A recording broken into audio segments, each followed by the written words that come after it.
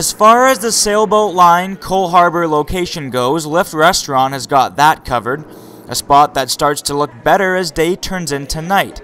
But when it comes to food, Lift is trying something futuristic.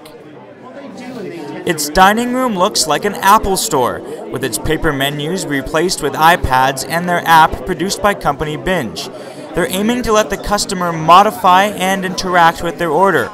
And social media features allow customers to tweet or Facebook out what they're eating and interact with those that aren't right beside them.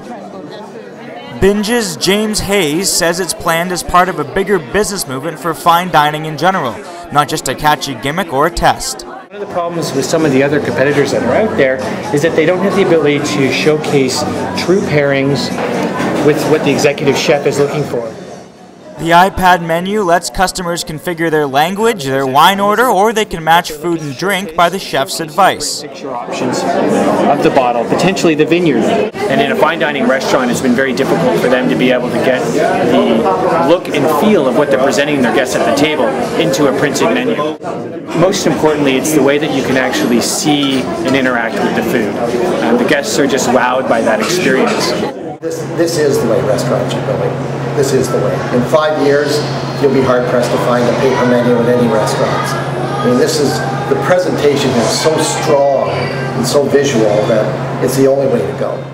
Lift has been using these iPads for several months, and they're very open about the fact that they think the move benefits not just the customer, but their business as well. They've seen more orders go in at tables using this technology.